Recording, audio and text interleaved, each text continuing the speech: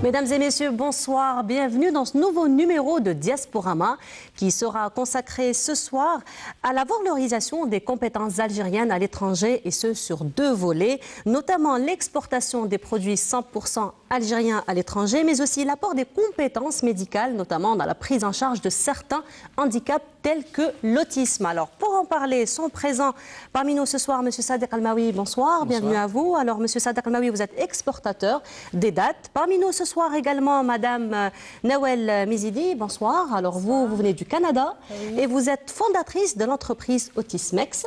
Voilà. Parmi nous également M. Mehdi Benzimret, qui est vice-président du Forum des chefs d'entreprise. Bonsoir. Bonsoir. Bienvenue à vous. Et enfin, parmi nous également M. Karim Zeribi, qui est président de l'Agora des dirigeants France-Algérie. Bonsoir. Bonsoir. Bienvenue à vous tous. Alors, pour commencer, M. Benzimret, donc on va commencer par vous. Alors, vous êtes un peu l'un de ces modèles des dirigeants algériens qui avaient fait un petit peu vos études dans les grandes écoles, notamment en France, aux États-Unis aussi. Aujourd'hui, vous êtes donc le vice-président du Forum des chefs d'entreprise et vous êtes en vue de préparer le prochain salon donc, des produits Made in Bladi qui va se dérouler à Versailles prochainement en France. Alors, comment se prépare justement cet événement ? C'est un grand événement pour nous parce que d'abord c'est à Porte de Versailles, donc c'est à Paris même, et ça va permettre finalement aux produits algériens d'être valorisés, de montrer les compétences et les qualités des produits. Vous voyez, après une vingtaine d'années, 17-18 ans, les produits algériens ont évolué positivement dans leur qualité, dans leur quantité. Donc maintenant, nos entrepreneurs ont besoin de leviers de croissance et ces leviers de croissance, ils vont les trouver à l'exportation. Donc il faut que nous puissions montrer ce que peut proposer l'Algérie en termes de produits attractifs et qui peuvent être exportables, soit en Europe, soit en Afrique, soit en Amérique du Nord.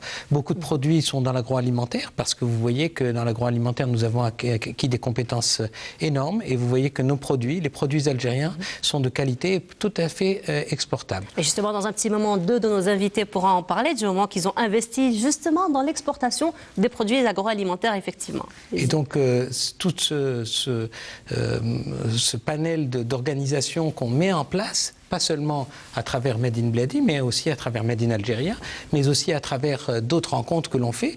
On aide aussi les exportateurs algériens à comprendre, à savoir comment exporter. Parce que pour beaucoup, ils savent produire parfaitement, mais ils ne savent pas aussi la suite, comment aller vers l'exportation, comment avoir le merchandising, comment avoir le marketing, comment avoir tout ce qui est le packaging, tout ce qui fait que le produit peut se retrouver sur des étalages où la concurrence est plus féroce, où les produits aussi sont de qualité. Donc c'est une très bonne chose pour nous aussi de montrer qu'est-ce qu'on peut apporter à l'économie mondiale et que notre économie finalement s'insère. Et ça, je vous le dis parce qu'il y a eu toute cette transformation de l'économie algérienne qui s'est faite au cours de ces 17-18 dernières années, entre une économie qui était une économie centralisée vers une économie de marché, avec une économie avec des compétences, avec une économie ou un secteur privé qui est fort et qui produit de la valeur ajoutée importante. Et puis avec ces exportations, ça veut dire qu'on importe moins et aussi on crée des emplois. Donc nous,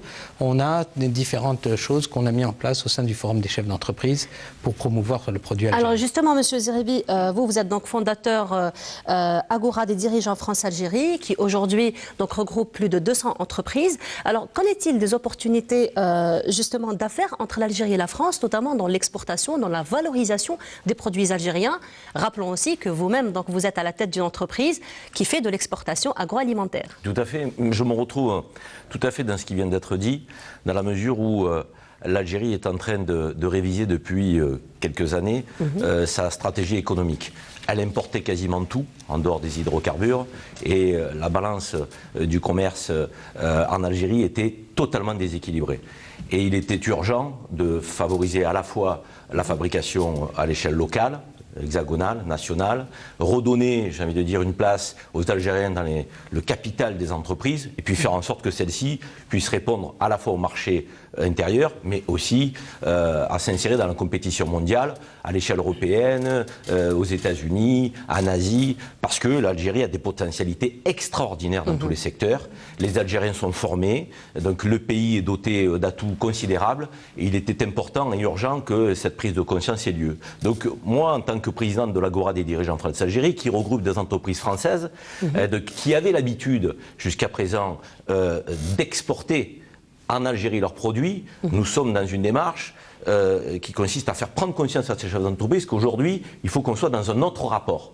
C'est-à-dire le rapport gagnant-gagnant, le rapport import-export. On ne peut plus aujourd'hui se satisfaire d'exportations venues de l'Europe sur le sol algérien, mais il faut aujourd'hui que l'Europe considère que l'Algérie est capable de produire des produits de qualité, de produire pour se mettre encore une fois dans la compétition. Des produits de qualité, mais surtout aussi des produits peut-être qui ne sont pas aussi produits en France. C'est la question de la production, j'ai envie de dire, quand ce n'est pas produit en France, ça peut être produit à côté. Prenez par exemple la question des fruits et légumes. L'Espagne alimente l'Europe par le Maroc. Mais quand on voit la qualité des fruits et légumes algériens, donc on se dit que quand on veut retrouver le plaisir du goût, quand on veut retrouver une forme de, je dirais, d'agriculture que je qualifierais d'extensive, de raisonnée face à une agriculture intensive. L'Algérie a un potentiel fantastique pour y répondre. Donc ça veut dire qu'aujourd'hui, il faut organiser une filière de fruits et légumes algériens à l'export, tout en répondant aux besoins intérieurs. C'est ce que je fais en tant que président d'Agromed. C'est la société que j'ai créée pour faire en sorte que les fruits et légumes algériens puissent aujourd'hui retrouver une place donc dans la compétition mondiale. Il faut quand même savoir que jusqu'aux années 70, c'était des millions de tonnes qui arrivaient sur le continent européen en provenance d'Algérie. Ensuite, on a fait un choix qui a été de se focaliser sur les seules recettes provenant des hydrocarbures. Et là, grâce à Dieu, on revient à une diversification de l'économie, échelle industrielle, échelle agricole, le tourisme. Donc on relance une économie diversifiée algérienne. Encore une fois, j'y tiens, je suis français, d'origine algérienne, je fais partie de la diaspora, mais je tiens à dire que toutes les mesures qui consistent à faire en sorte que les Algériens détiennent une majorité du capital des entreprises nationales, locales, c'est fondamental.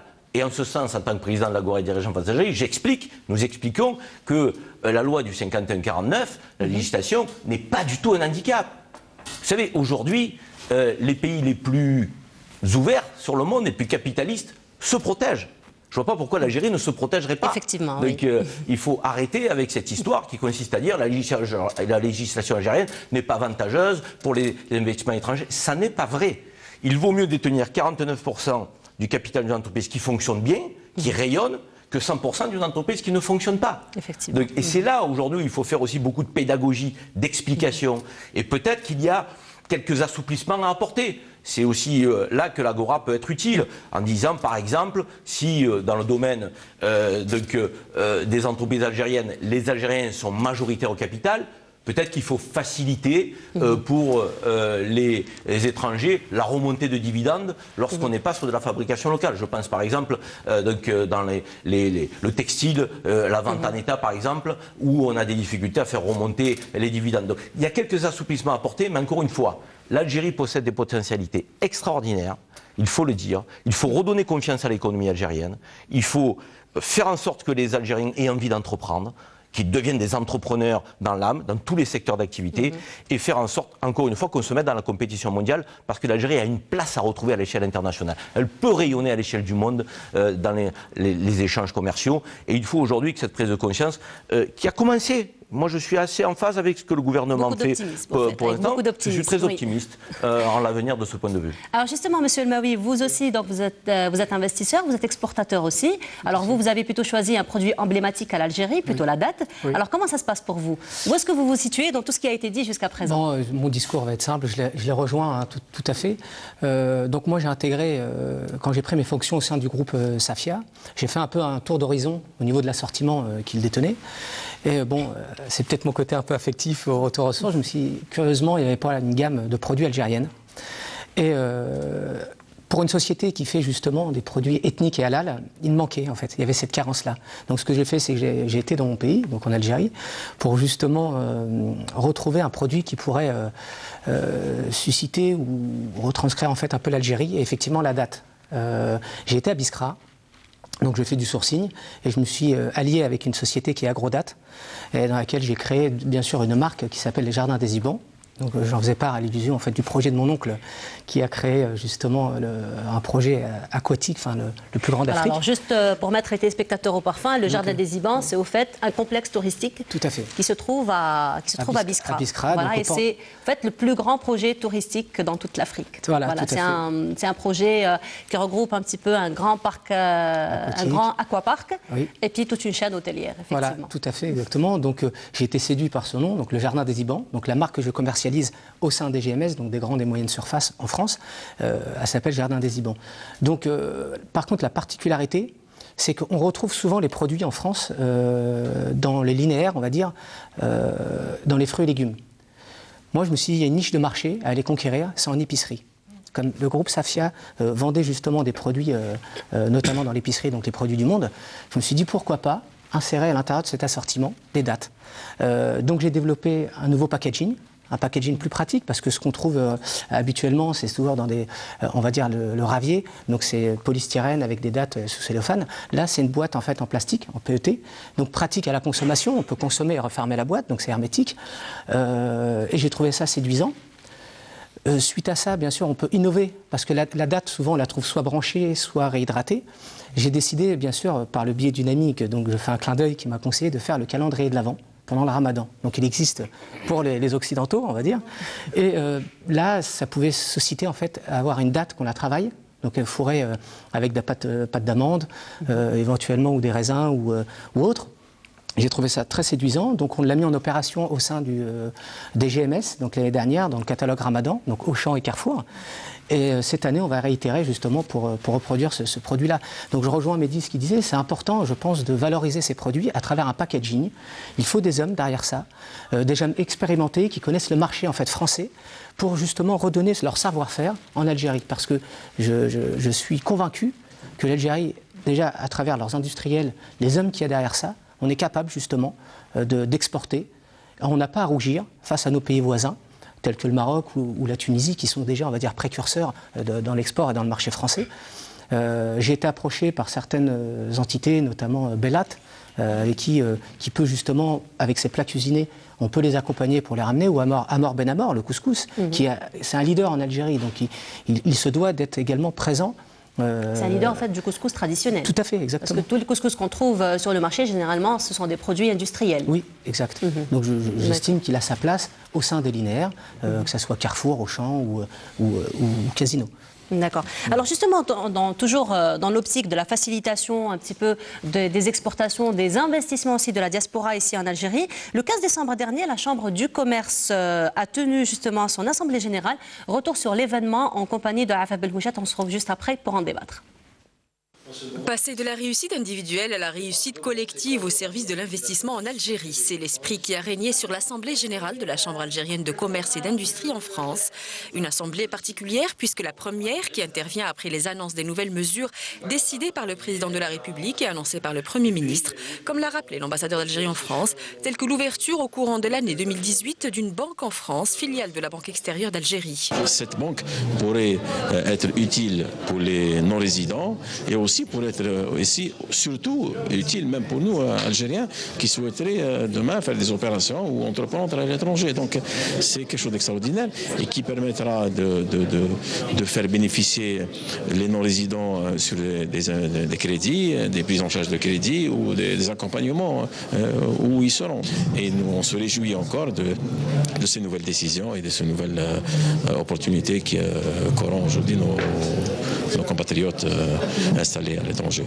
Pour le FCE, dont le vice-président a été invité à cette assemblée, les retombées de ces mesures en faveur des membres de la communauté algérienne installée en France sont bénéfiques à double titre. Et on demande beaucoup que ces talents reviennent en Algérie parce qu'ils sont porteurs de projets, ils sont porteurs des fois de financement, ils sont porteurs d'idées, ils sont porteurs de savoir-faire. Donc nous, au contraire, on appuie et on demande vraiment, le Premier ministre a évoqué cette nouvelle idée que cette diaspora puisse bénéficier des mêmes avantages que les entreprises et que les résidents algériens. C'est c'est une idée pour nous positive et qui va aider à drainer et à capter l'ensemble de la diaspora, qu'elle puisse venir en Algérie et puis construire notre Algérie ensemble. Et le travail ne fait que commencer pour la CACI France qui s'est engagée à relayer ces mesures sur le terrain. Comment inciter la diaspora à aller entreprendre en Algérie? Évidemment, ce sont des mesures intéressantes, mais ce sont des mesures qui doivent être diffusées. On doit faire passer le message, on doit communiquer un maximum. De son côté, la CACI France peut également compter sur le réseau consulaire largement sensibilisé par le ministre des Affaires étrangères afin de déployer sa nouvelle organisation élargie à toutes les régions de France. La CACI France qui a annoncé un programme riche pour 2018 avec un événement majeur, à savoir le salon Made in Algeria à Porte de Versailles. Oui, exactement. Voilà, alors de retour sur le plateau de Diasporama. Alors justement, Monsieur Benzimred, quel est le rôle de la CACI France et de FC France justement dans la structuration de toutes ces compétences pour encourager l'exportation de tous ces produits à l'étranger? En fait, ce qu'on a organisé au sein du FCE par le président Ali Haddad, c'est toute une panoplie d'aides à renforcer les relations entre l'Algérie et les pays avec qui on pouvait travailler. Donc c'est avec les États-Unis, la France, la Grande-Bretagne et d'autres pays. Nous en avons un certain nombre.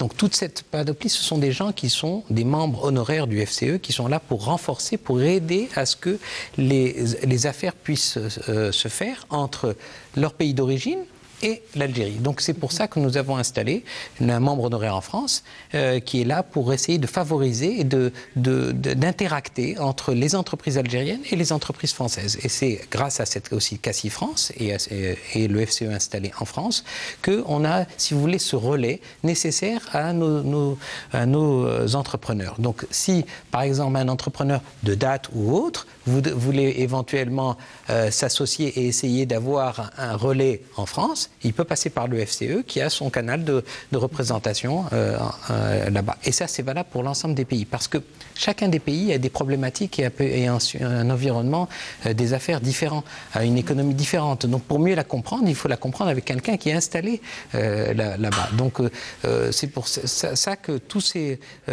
membres honoraires sont importants pour nous et puis ils sont là aussi pour diffuser de l'information économique, pour aider au renforcement. Donc on a tout ce lien.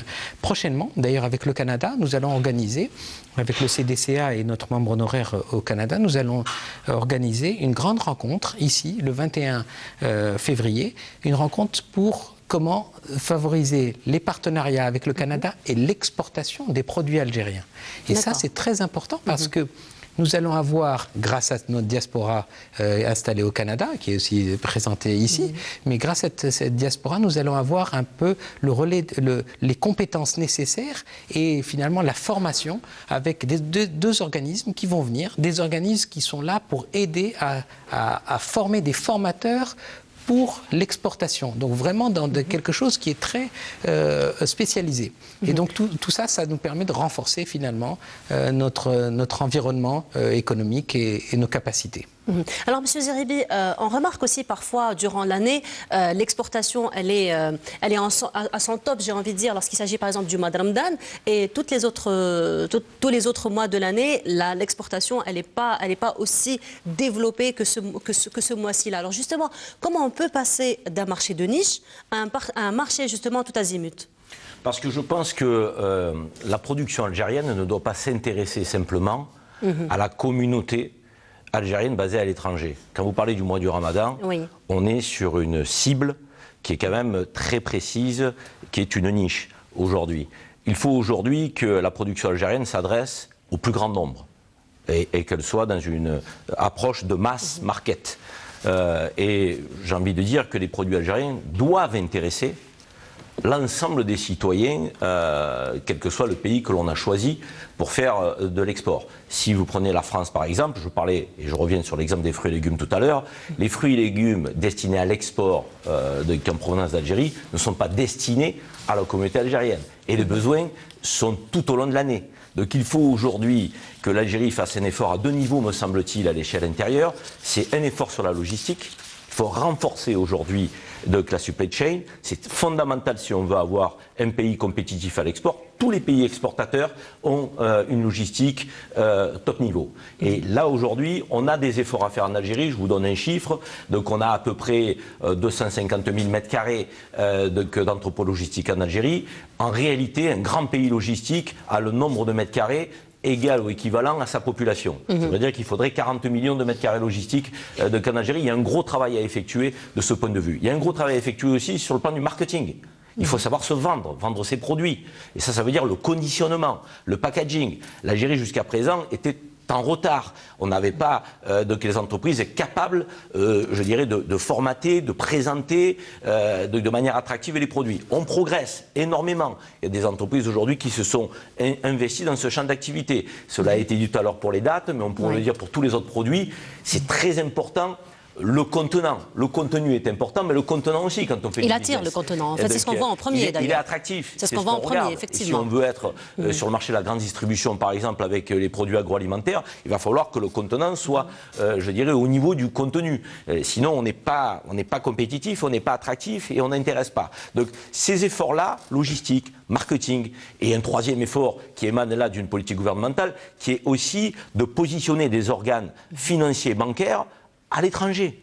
Il n'est pas normal aujourd'hui qu'il n'y ait pas de banque algérienne installée à l'étranger. Donc vous voyez les pays là aussi qui ont une stratégie d'export, ils ont implanté leurs organes financiers. Il faut que la BEA, ça a été annoncé par le Premier ministre c'est ce qui va se faire. Donc, en France, une première agence de la Banque extérieure d'Algérie va s'implanter à Paris. Donc j'ai envie de dire que c'est très très bien. Il faut le faire dans toutes les capitales du monde si possible. Il faut aujourd'hui que l'Algérie soit présente avec ses marques, donc j'ai envie de dire dans tous les secteurs, mais aussi avec ses marques étatiques. Donc, et la banque sur les flux financiers, les échanges, et aussi, j'ai envie de dire, un levier facilitateur. Donc il y a une stratégie nationale à mettre en œuvre. Il y a derrière une diaspora qui doit servir de relais, de pont, là où elle est installée, pour valoriser les produits algériens. Et là, encore une fois, je salue les initiatives assez récentes, il faut le dire, donc, du gouvernement algérien, d'envoyer un signal à la diaspora en expliquant qu'elle veut faire avec elle sur le développement de l'économie. Je trouve que ça part d'un très bon sentiment. Il y a des mesures aujourd'hui concrètes. Il faut poursuivre dans cette voie. Les mesures sont bonnes. Moi, encore une fois, le protectionnisme algérien en matière, je dirais, de fabrication, je crois que c'est une bonne chose. Il n'est pas inconciliable avec les investissements étrangers. Donc il faut aujourd'hui à la fois rendre les investissements étrangers attractifs en Algérie, mais favoriser la production locale avec des capitaux algériens et en même temps faire en sorte que la diaspora puisse avoir un signal clair de la part du gouvernement pour être utile, pour s'investir. On a je dirais des intelligences multiples dans tous les domaines, des femmes et des hommes qui ont de l'énergie, qui sont attachés à leur pays d'origine. Donc il faut l'utiliser tel un levier avec les Algériens. Là, il y a du gagnant-gagnant à mettre en œuvre. Donc on peut faire quelque chose d'assez fantastique. Donc on a ouvert ce chantier.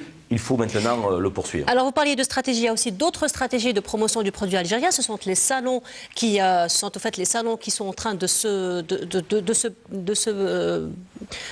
j'ai envie de dire de s'organiser un petit peu, sur tout le territoire national, notamment le salon du Biskra. Vous avez entendu parler, c'est le salon qu'on fait chaque année, c'est déjà la 3e édition cette année. C'est un salon qu'on fait pour la promotion de la date et justement là on convie tous les exportateurs et tous ceux qui veulent avoir des collaborations avec des producteurs de dates algériennes qui sont destinés à l'exportation. Donc que pensez-vous un petit peu de ce genre d'initiative, surtout que vous êtes dans la date? Justement, c'est intéressant parce que ça permet aux exportateurs justement d'avoir une vision globale sur le marché des dates.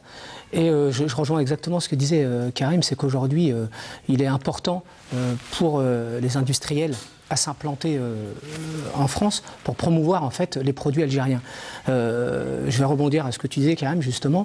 Aujourd'hui, le consommateur en France, le 3e plat préféré, c'est le couscous.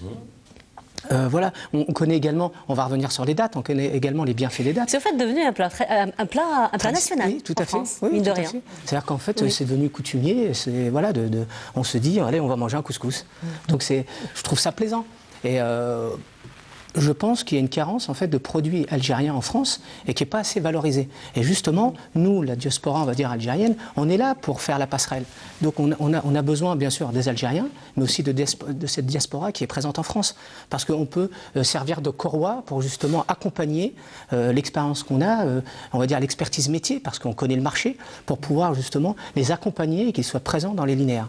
D'accord. Alors justement, pour revenir un petit peu à ce salon, nous avons un reportage que je vous propose de regarder. C'est un retour sur événement de ce salon international de la date qui se produit donc chaque année à Biskra. Je vous laisse regarder, on se retrouve juste après. Il existerait plus de 38 sortes de dattes cultivées dans le sud algérien. Chacune d'entre elles apporte des nutriments essentiels pour maintenir une bonne santé.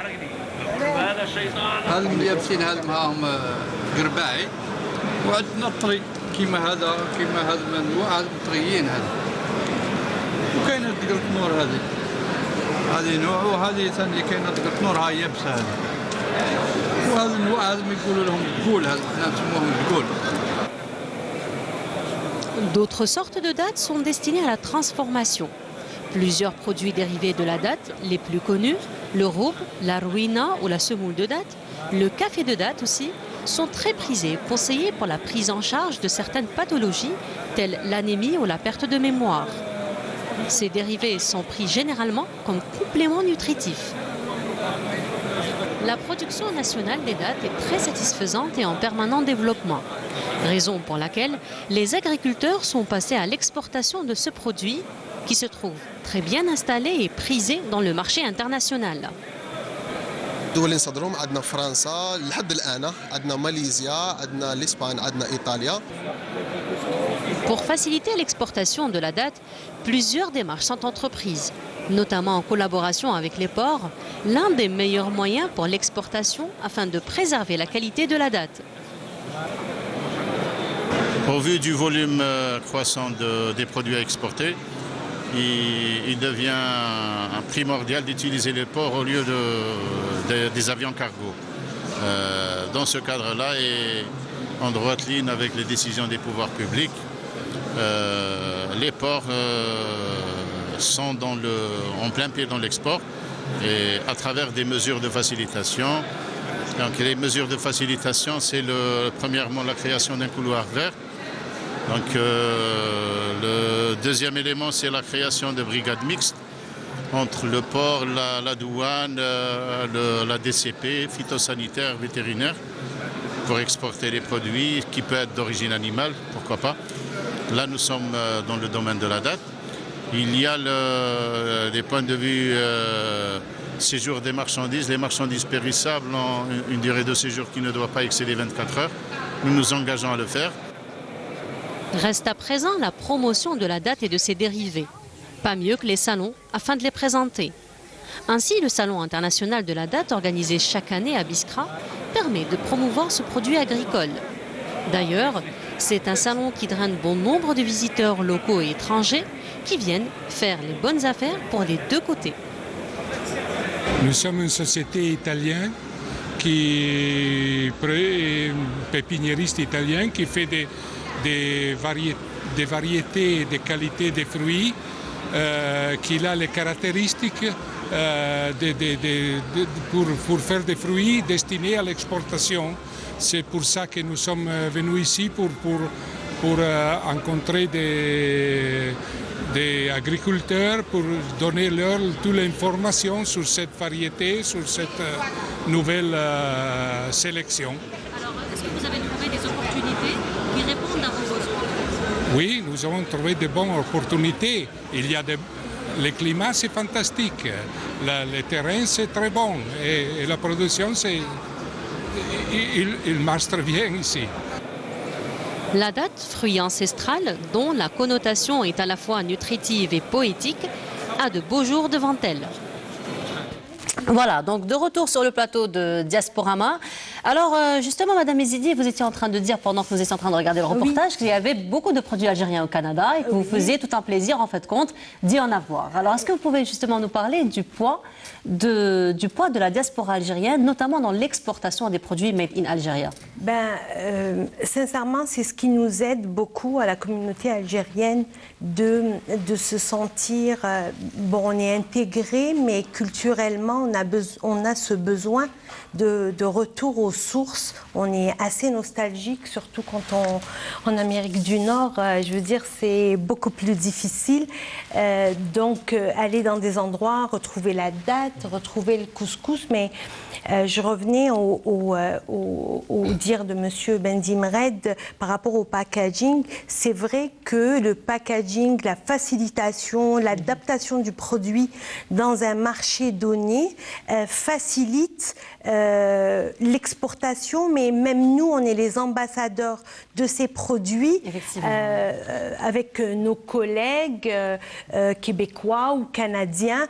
Puis, je veux dire, quand moi, je présente un couscous, puis on leur dit qu'il peut être fait au micro-ondes ou bouilli, c'est beaucoup plus facile pour eux de le faire et puis de l'acheter que si j'allais leur dire de mettre le couscous sur un couscoussier, le faire 3 fois. C'est clair que ça, c'est un élément très limitant. Comment ils sont perçus, en fait, les produits algériens par les Canadiens? Très bon, très bon. Surtout lorsque vous les préparez. Parce que vous donnez cette touche algérienne, en fait. Oui, c'est souvent quand on prépare, on invite des gens, donc les gens ont de l'intérêt, puis ils veulent, c'est à quel endroit. C'est pour ça que je dis, en plus, moi je fais partie d'une association des Algériens unifiés du Canada, et le but c'est aussi, quand on fait le gala, tout est Made in Algeria, c'est, je veux dire, du menu qui est purement algérien. Les femmes sont en tenue traditionnelle, elles doivent représenter la région de leurs origines. Et en fait, les politiques sont invités. Puis on a organisé l'an dernier le premier, puis les politiques découvraient les Algériens. Et je pense qu'ils étaient un peu étonnés de voir cette diversité, cette ouverture, parce que il faut savoir la richesse elle-même, parce que quand même la les plats sont richesse diversifiés. Puis il faut savoir que au Canada, les Algériens, c'est les plus nombreux. Et la communauté est tellement intégrée qu'elle est invisible. Donc, du coup, on ne nous connaît pas. Et on s'est vraiment rendu compte de ça. C'est pour ça qu'on a décidé de vraiment s'organiser pour pouvoir être beaucoup plus visible et être un poids dans la société canadienne. Alors, monsieur, oui, allez-y. Je voulais simplement réagir par rapport à votre reportage qui nous a montré un salon qui était organisé à Biskra. Je voudrais insister sur un phénomène qui est celui de la richesse de l'Algérie avec un grand A. J'ai vocation à dire, moi qui suis un Français du sud de la France, que la France ne doit pas se limiter à Paris. Et je pense que l'Algérie ne peut pas se limiter à Alger. Et aujourd'hui, on a des régions qui ont des trésors. Qui ont des potentialités fantastiques. Biskra est une région agricole très dynamique. Mais si on descend un peu plus bas, El Oued a aussi des potentialités assez extraordinaires. El Oued en a dans le champ de l'agriculture, mais il y a aussi un complexe touristique qui s'appelle la Gazelle d'Or aujourd'hui, où moi j'essaye d'œuvrer en France pour faire en sorte que les opérateurs touristiques s'intéressent à ce complexe qui est aux standards internationaux. J'étais à Oran il y a 2 jours sur un salon de l'agriculture international, donc Agro Expo, organisé par de jeunes Oranais. Et là, on avait là aussi sur la place des opérateurs internationaux qui s'intéressaient à l'ouest de l'Algérie, qui a des potentialités. Prenez Marnia à la frontière, Tlemcen, donc là aussi sur le plan agricole. Ndefla, qui est une grosse région aussi. Skikda de l'autre côté, mon père est né à Skikda, donc je connais un peu la région. Là aussi, ce que je veux vous dire, c'est que l'Algérie est riche de sa diversité régionale. Et il faut qu'on en fasse aussi un levier à l'export de cette richesse-là. Et je pense que souvent, de l'étranger, on connaît l'Algérie par sa capitale. qui est fantastique. Alger-la-Blanche est une des plus belles capitales au monde.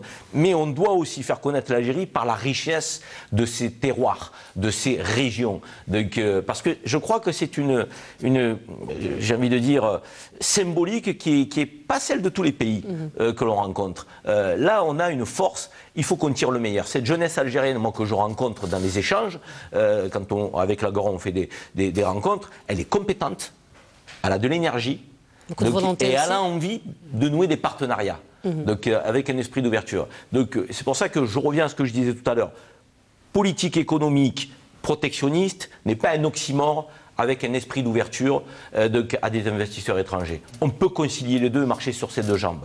Donc une Algérie ouverte, mais qui privilégie quand même les Algériens dans l'esprit d'entreprise. C'est fondamental parce que les capacités en ressources humaines, une entreprise c'est quand même des hommes, elles sont ici. Et justement, c'est la raison pour laquelle d'ailleurs on a de tout temps qualifié l'Algérie du pays continent, justement. Alors Monsieur Bentimad, pour revenir à vous, alors le Forum des chefs d'entreprise a innové depuis 2016 justement avec le lancement de Basma, donc Basma Algérie, empreinte algérienne. Et justement, comment réussir cet enjeu de certification, de labellisation des produits algériens? En fait, c'est redonner un petit peu un gage aux produits algériens, montrer aussi au public, montrer aux gens, aux consommateurs que les produits algériens sont de qualité. Et donc avec ce label qu'on a créé, que le Forum des chefs d'entreprise a créé, Basma Jazaïria, empreinte algérienne, c'est un gage de qualité. C'est-à-dire que avec cette certification que nous allons donner à travers un audit, à travers un process qui permet de certifier les produits, nous avons plus d'une soixantaine de produits qui sont déjà certifiés parmi les plus grands, depuis 2016, parmi les plus grands. Nous avons les produits Condor, les produits SIM, mon entreprise SPS qui fait les panneaux sandwich, cabines sahariennes et chez Charpente Métallique. Nous sommes aussi sous le label Basma Jazaïria. Pourquoi? Parce que c'est un gage finalement de rapprochement entre les producteurs et les consommateurs. C'est aussi permettre aussi à ce que les consommateurs puissent consommer plus de produits algériens. C'est aussi permettre à ce qu'il y ait plus d'emplois en Algérie plutôt que finalement de favoriser les emplois à l'extérieur. Donc permettre à l'économie algérienne de s'émanciper et de donner finalement ce qui manque un petit peu toujours, de montrer que le produit algérien peut être d'aussi bonne qualité que le produit étranger, parce que, écoutez, il n'y a pas de miracle. Nous avons des machines ou des équipements souvent qui viennent de l'étranger, donc qui sont à peu près aux mêmes normes que les équipements qu'on peut retrouver en Europe ou en Amérique du Nord. Alors et donc, justement, quelles sont les exigences que ces produits ou ces entreprises doivent remplir pour bénéficier de cette certification? Pour bénéficier de cette certification, il faut aussi et en priorité montrer qu'il y a de la valeur ajoutée algérienne, parce qu'autrement, il n'y a pas d'intérêt à faire un label Basma Jazaïria s'il n'y a pas de valeur ajoutée algérienne. Ensuite, c'est montrer aussi qu'il y a tout un process de qualité. Nous-mêmes, par exemple, dans mon entreprise, nous sommes certifiés ISO 9001, donc nous avons aussi un gage de qualité, c'est un système de management de qualité, donc on a tout ce process qui fait que le produit à l'arrivée est testé, vérifié, etc. Et que s'il y avait des réclamations éventuellement, ce sont des réclamations qui sont traitées, des réclamations clients, etc. Donc c'est tout un process. Et cet audit qui va être organisé, justement, c'est avec des points où on met des points, par exemple, sur la valeur ajoutée algérienne, sur le process de fabrication, sur tout ce sur la qualité du produit, etc., etc., de façon à ce qu'à la fin du compte, on puisse certifier ou non que cette entreprise et les produits qui en sortent sont labellisables. Et donc après, quand vous avez ce label que vous pouvez sortir, que vous mettez sur vos produits, quand ils sont en Algérie ou quand ils arrivent aussi à l'étranger, c'est un label de qualité, de certification. Et puis, pour notre communauté qui est à l'étranger, si on parle de produits agroalimentaires, puisqu'on en a parlé jusqu'à maintenant beaucoup,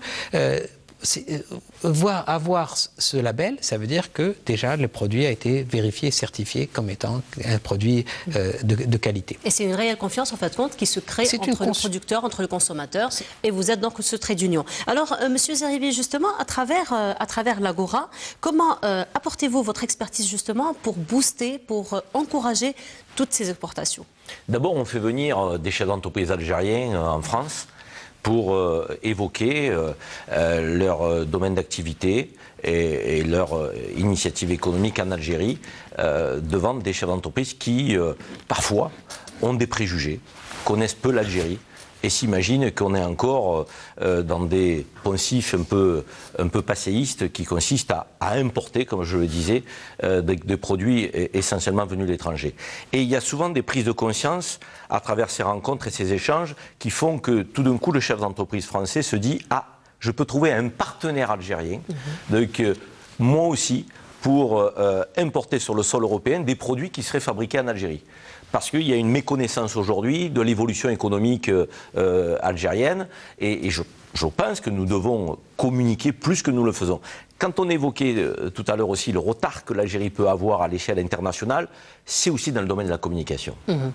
On n'est pas de très bons communicants.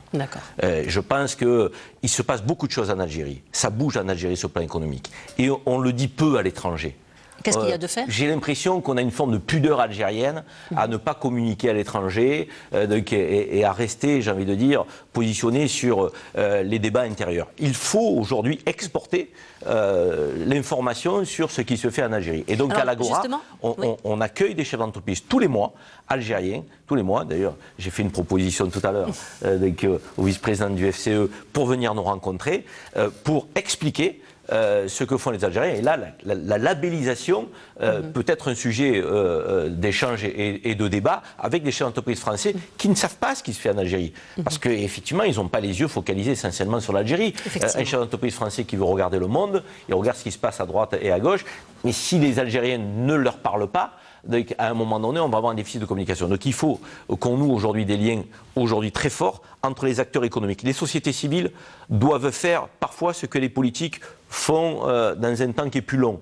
On est plus pragmatique quand on est un acteur économique. C'est l'immédiateté qu'on gère, c'est le quotidien, c'est l'activité économique du tous les jours. Et ça, je pense que ça peut faire avancer les Alors échanges. justement, vous avez parlé d'un point très important qui est la communication. Et justement, l'Algérie essaie plus ou moins de communiquer, fait de son mieux du moins pour communiquer. Et l'une des stratégies de communication, c'est encore une fois les salons qui se tiennent ici en Algérie ou à l'étranger. Et dernièrement, justement, il y a eu le salon du tourisme qui s'est tenu en Espagne. Et l'Algérie a pris part à ce salon. Donc c'est un retour sur l'événement et on se retrouve juste après.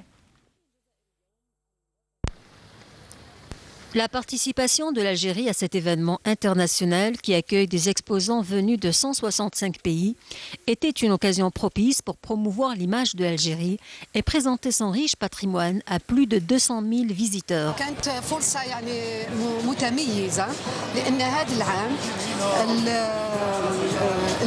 C'était une occasion exceptionnelle. C'est la première fois que le roi et la reine ont visité le stand algérien.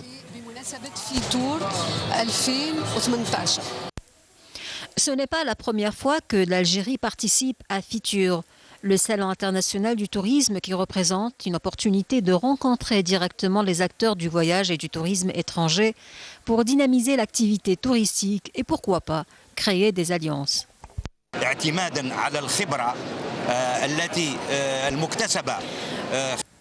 Compte tenu de l'expérience acquise durant les dernières participations, nous tenons à promouvoir le marché touristique algérien en mettant en avant notre riche potentiel et présenter ainsi les meilleures offres de nos opérateurs économiques dans le domaine touristique.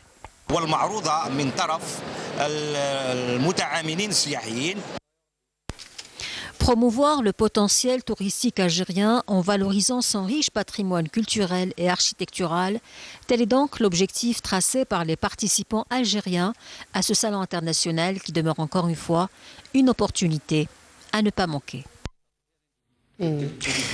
Voilà, alors de retour sur le plateau de Diasporama. Donc là, il était question donc, du salon du tourisme qui s'est déroulé en Espagne et l'Algérie a donc pris part à ce salon. Monsieur Benzimrat, vous voulez réagir par rapport à cela ?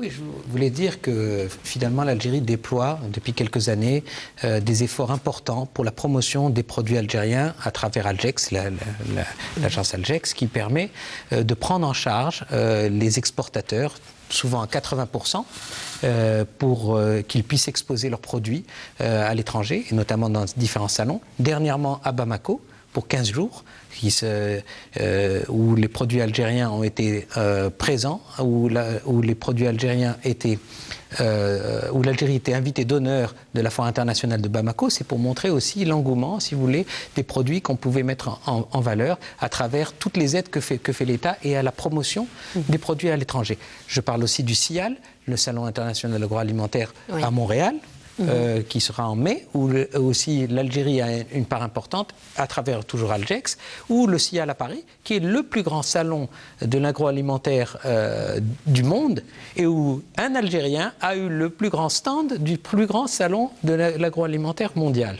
Alors voilà, donc nous restons quand même toujours dans l'exportation de toutes ces compétences, mais cette fois-ci on va parler d'autres compétences et les compétences médicales. Avec vous, donc Madame Nawal Mezidi, alors vous êtes donc la fondatrice de l'entreprise Autismec. Alors, est-ce que vous pouvez d'abord nous présenter cette entreprise? Oui, en fait, c'est une entreprise canadienne privée.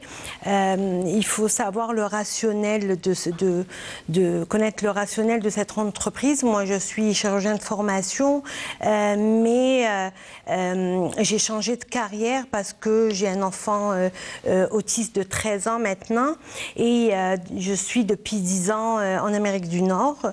J'ai fait pratiquement toutes les formations qui existent et je suis en contact avec plusieurs secteurs dans l'autisme, que ce soit des groupes de recherche, des pédopsychiatres, des orthophonistes, parce que la prise en charge est multisectorielle.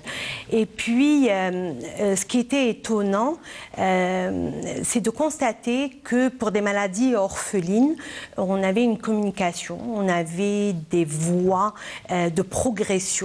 Et dans l'autisme, qui touche un enfant sur 68 naissances, avec une progression exponentielle depuis ces quelques années. Puis il faut savoir qu'il n'y a pas de spécificité géographique. Donc l'Algérie est aussi touchée. La recherche est très lente et puis on a du mal. Qu'est-ce qui fait justement que ces recherches-là prennent du temps et elles sont aussi lentes que ça? Parce que, vous savez, prenez juste les maladies où il y a des médicaments, etc. Le lobby de l'industrie pharmaceutique a fait que ça booste la recherche. Donc, ce n'est pas juste la problématique des gouvernements. Là, comme ce n'est pas une maladie, donc il n'y a pas de guérison, c'est un handicap et la prise en charge, c'est aider les autistes à s'adapter dans un environnement qui fonctionne différemment de leur fonctionnement. Donc, l'idée, c'est de savoir qu'est-ce qui va booster cette recherche-là? Malheureusement, tout ce qui est fait dans l'autisme, c'est des initiatives de gouvernement, donc universités, etc., et des initiatives de parents. Donc vous allez toujours trouver, même dans la recherche, c'est un parent qui a été motivé. Et moi, j'ai fait vraiment une étude là-dessus, puis j'ai vu, et même les études, comme elles ne sont pas financées par l'industrie, c'est des petites études, donc on fait des conclusions, des statements sur des études qui ne sont pas très importantes. Donc, ce qui fait que à chaque fois, on fait des essais, échecs, etc. Donc, l'avenir de l'autisme, c'est le secteur privé. Et c'est pour ça que ça a été... C'est plus qu'un business, c'est aussi pour moi un combat de communication. Et l'idée, c'est d'aller draguer des investisseurs pour leur dire qu'il y a de l'argent à faire dans l'autisme. Et c'est important de le dire, il y a un intérêt financier très important. Avec une naissance sur 68, c'est quand même assez important. Voilà, et surtout, le deuxième critère qui peut encourager les investisseurs, c'est que l'autisme, c'est pas un état qui s'arrête à l'enfance. Parce que souvent, on parle d'autisme, on a l'impression que ça parle que pour les enfants. Ces autistes, c'est de 0 à 100 ans et plus, s'ils ont... Donc, l'idée, c'est un état, ça touche les autistes deviennent des adolescents, puis des adultes.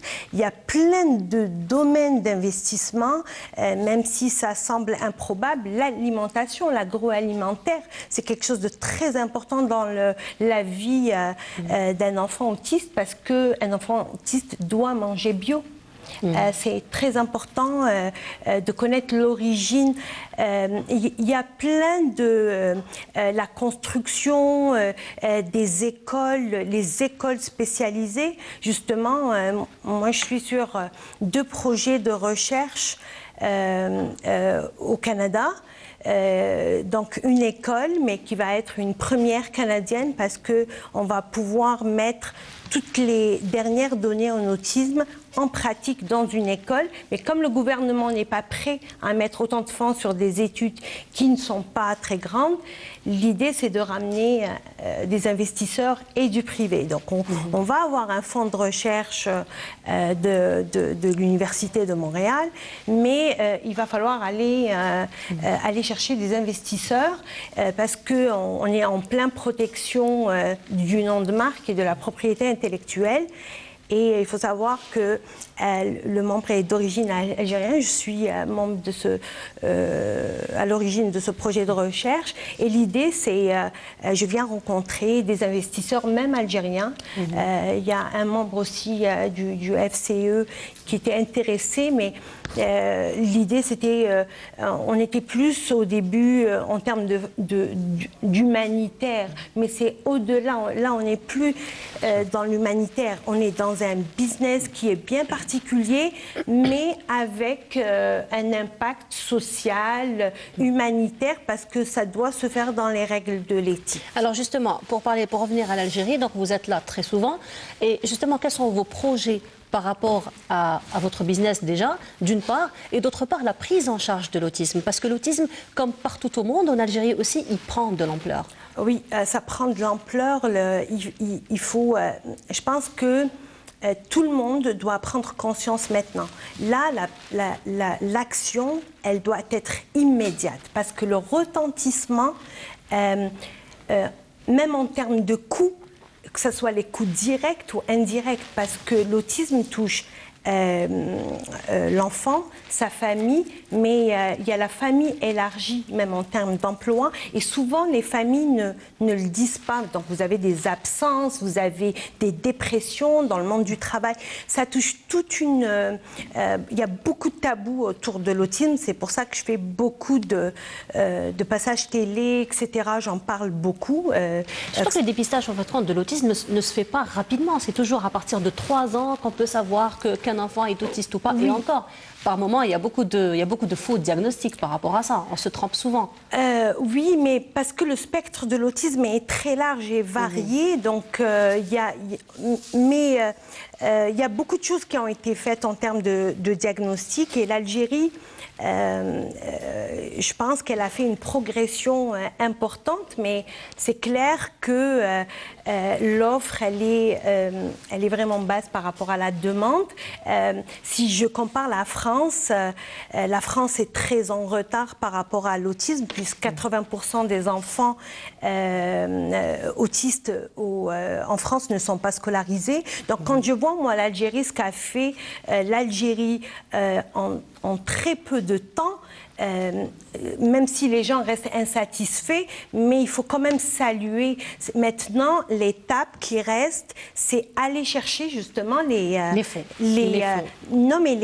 entrepreneurs à s'intéresser. Moi, j'avais demandé justement à rencontrer les gens du FCE pour aller leur présenter c'est quoi les divers domaines où on pourrait investir dans l'autisme. Mais pour revenir à votre question sur les projets, c'est d'abord de la formation, mais c'est une mise en connexion des experts. Actuellement, je vois qu'il y a un besoin de base, un besoin déjà démystifier l'handicap, d'aller voir plus les forces, parce qu'on est souvent en train de voir ce que l'enfant ne fait pas, puis on oublie de voir ce qu'il peut faire. Donc déjà, changer le regard du propre parent envers son enfant, ça commence par là. Et déjà, donc, je fais des formations à travers le pays. Là, je fais une formation à Alger le 30, je fais à Constantine et puis à Bdjaïa, peut-être dans le sud algérien. Et l'idée aussi, c'est d'aller chercher des partenaires pour que les 2 projets de recherche qui se font au Canada se fassent au même moment en Algérie. Alors, donc, c'est ça le but. Alors, pour revenir un petit peu à la diaspora algérienne au Canada, vous aviez dit tout à l'heure que la diaspora algérienne est très développée, au Canada. J'allais dire en Algérie, je ne sais pas pourquoi. Voilà, la diaspora algérienne au Canada est très développée. Justement, il y a un sondage qui a été fait récemment au Canada qui redessine un petit peu la structure de cette diaspora. Et justement, M. Lamine Foura, qui est journaliste, il va nous donner sa lecture de cette nouvelle évaluation de la communauté algérienne au Canada. C'est une interview qu'il a accordée à notre collègue Yazid Mhidine. Concernant votre question sur l'étude qui a été donc menée dernièrement, commandée par Club Avenir, sur la communauté algérienne établie au Canada, je pense que cette étude apporte beaucoup d'éclaircissements et de précisions sur des choses qu'on ne connaissait pas, mais aussi sur des choses qu'on connaissait déjà, mais sans avoir fait vraiment d'analyse des chiffres, puisque cette étude permet, entre autres, en premier lieu, de confirmer d'une façon assez précise le nombre d'Algériens établis au Canada. Alors, on sait très bien que plusieurs sources parlent de plusieurs chiffres. Il y a le chiffre de 150 000 qui a été avancé, on parle de 50 000, de 70 000 depuis plusieurs années. Et je pense que cette étude, à travers le croisement des chiffres, à travers plusieurs sources, donc le consulat d'Algérie général d'Algérie à Montréal, Statistique Canada aussi qui établit donc des chiffres à chaque 5 ans et chaque 10 ans, ont permis d'avoir donc le chiffre de 100 000, 104 000 Algériens établis au Canada. Aussi, l'étude montre aussi la chronologie de la présence des Algériens au Canada, puisque cette communauté qui est établie depuis les années 60 a commencé à s'établir avec des vagues un petit peu, je dirais, très très réduites. On parlait de 20 personnes par année, de 100 personnes par année, et avec une augmentation considérable à partir des années 90. L'étude aussi montre que l'évolution de la présence des Algériens au Canada suit la courbe normale d'immigration, puisque le Canada est un pays d'immigration. Il reçoit entre 300 à 400 000 donc, immigrants par année. Et l'étude compare la courbe d'évolution du nombre d'immigrants qui arrivent chaque année avec la présence algérienne. Et on notera que la communauté algérienne a augmenté d'une façon significative, qui a même dépassé la courbe moyenne de l'immigration entre les années 90 jusqu'à l'année 2010. Alors justement, M. Bendimret, vous vouliez intervenir par rapport à cette restructuration, par rapport à cette mutation, par rapport aussi à cette évolution de la diaspora algérienne à l'étranger. Ça a été aussi un vœu important, en tout cas chez nous, au Forum des chefs d'entreprise, et aussi bien sûr par le gouvernement, de s'appuyer sur cette diaspora, parce que c'est une pépite d'or pour nous, parce que ce sont, notamment au Canada, c'est une diaspora qui est plus ou moins qui est choisie, donc c'est des gens qui ont beaucoup à apporter et qui veulent apporter beaucoup, à contribuer à notre pays. Donc vraiment, nous, on s'appuie beaucoup au Canada, au Club Avenir, le CDCA, beaucoup d'organismes qui sont prêts à développer et à travailler ensemble. Et puis, il y a aussi dans le domaine de l'éducation, dans le domaine de la formation, où on a, en partenariat avec un institut de formation canadien, le projet de lancer un institut ici en Algérie. Donc, vous voyez, il y a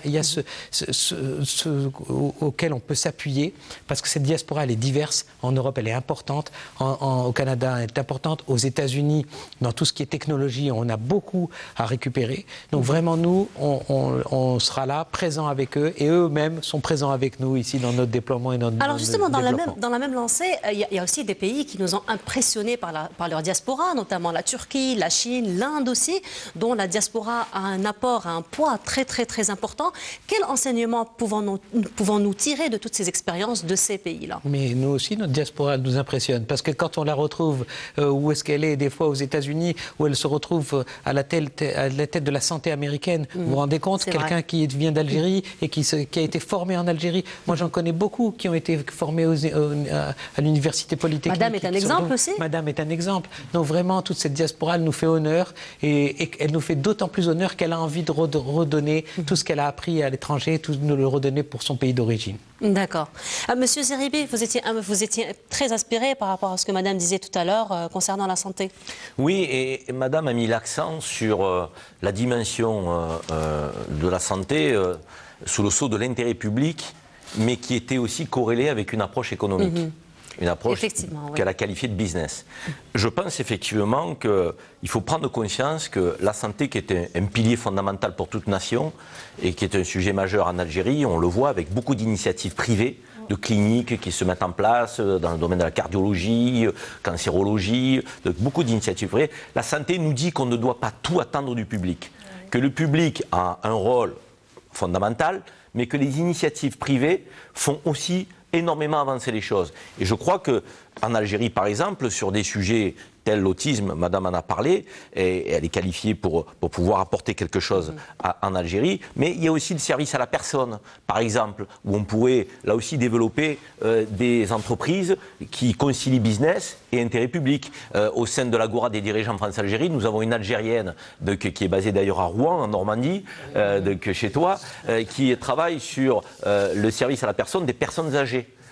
Et c'est un sujet, là aussi, qui est important, à domicile, en Algérie, qui a commencé à se développer, mais qui peut encore prendre une ampleur. Et avec l'ambassadeur d'Algérie en France, M. Mesdoua, qui était notre invité à l'Agora des dirigeants France-Algérie lors de notre dernière réunion, il nous a dit qu'il voulait mettre en place un groupe de travail d'entrepreneurs, de personnes compétentes dans le domaine de la santé, dans le domaine privé, pour faire en sorte que là aussi qu'on exporte vers l'Algérie des savoir-faire.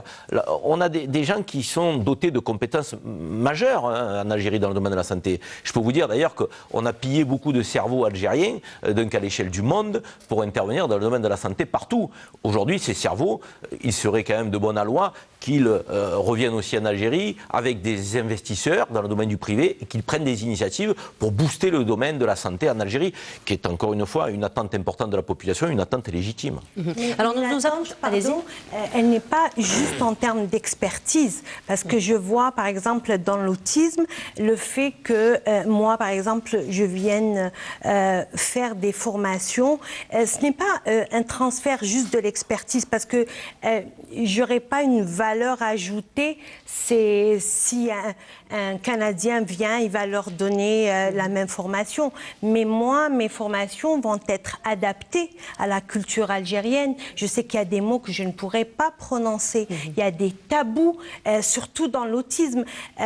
Mon approche du papa va être différente. S'il y a un autre expert qui vient avec la même expertise, il ne va pas prendre toutes ces nuances-là. Donc la diaspora va apporter cette compréhension de la nuance qui fait que l'absorption de l'information va être beaucoup plus efficace. Alors, nous nous approchons un petit peu de la fin de notre émission. Monsieur El Maoui, notre rédacteur en chef, est très curieux de savoir quelle est votre date préférée. Ah, ma date, bon, on le sait très bien. Il n'y a pas de curiosité. C'est la Deklet Noor. Franchement, c'est la reine des dates. Donc, elle est perçue comment à l'étranger? Elle est très prisée, appréciée par l'ensemble des consommateurs. D'accord. Peut-être un dernier mot pour vous? Pour moi, pour conclure, je dirais que l'Algérie est une force. Et qu'au fil du temps, en fait, je l'apprécie, je suis séduit par ce pays-là, déjà à travers mes origines. Et je tenais à dire qu'en fait, elle a un savoir-faire, et pour ça, il faut le faire savoir. Donc il est important, justement, des gens comme les personnes qui sont présentes ici, de véhiculer un message et de promouvoir justement les produits algériens. Et je pense que les produits algériens ont leur place, que ce soit en France, voire en Europe. Et c'est justement la mission pour laquelle vous œuvrez. Exactement, tout à fait. Voilà. Madame? Moi, je vous remercie de me donner cette chance, parce que, sincèrement, l'autisme, c'est... C'est une chance pour tout le monde, parce que l'autisme, J'ai envie de dire que nul n'est à l'abri, donc c'est une chance pour tout le monde. Oui, et puis malheureusement, beaucoup de gens sont encore dans le déni, ce qui est normal et compréhensible. L'idée, c'est juste que le déni ne se prolonge pas beaucoup, mais il faut aider les gens à démystifier l'autisme parce qu'il y a un réel potentiel de ces enfants et de ces adultes-là qui ont une expertise particulière qu'il faut aller chercher, même dans les entreprises, parce qu'il faut savoir même un adulte autiste, c'est un adulte qui est honnête, mais à 100%. Donc, l'autiste ne sait pas mentir, ne sait pas être malhonnête. Donc, je pense que c'est un atout important dans le business. Et qui a la capacité de faire beaucoup de choses, parce qu'on a vu quand même beaucoup de façon régulière, répétée et sans aucune défaillance. Donc, ils ont cet automatisme et je fais la promotion justement de la pensée autistique qui peut être un atout dans différents domaines parce que souvent on a le mythe du mathématicien, etc. C'est pas du tout ça. Ça, c'est vraiment un truc de médias.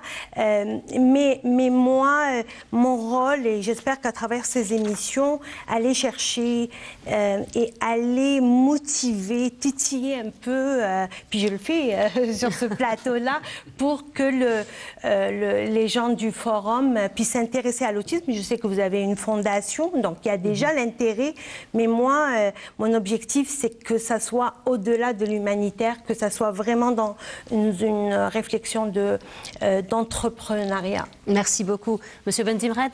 Oui, nous aussi, enfin vous en avez bien parlé, nous avons aussi tout ce qui est dans la solidarité avec le FCE solidaire, avec l'éducation à Carta pour l'avenir. Donc on participe finalement à l'engouement et au développement de notre pays.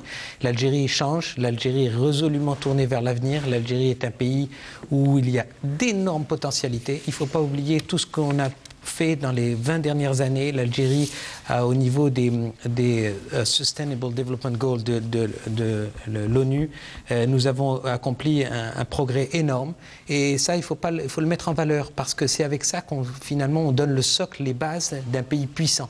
Et l'Algérie a toutes ses capacités pour devenir un pays puissant parce qu'elle a une bonne ressource humaine, parce qu'elle a une bonne éducation, parce qu'elle a un bon niveau de santé, une bonne infrastructure, un pays énorme.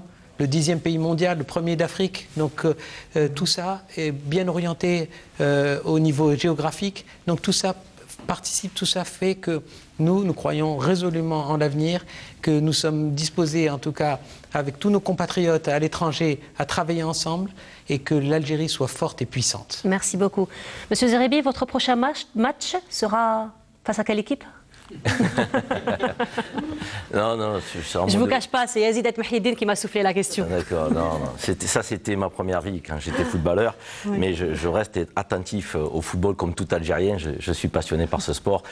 J'ai un regret, c'est que notre équipe nationale ne soit pas au rendez-vous des compétitions mondiales, mais ça va venir là aussi, on garde espérance. Si j'avais un mot de conclusion sur cette émission, je vous remercie de votre invitation, je dirais qu'en tant que chef d'entreprise français d'origine algérienne, j'ai le sentiment qu'il y a une nouvelle Algérie qui est en train d'émerger.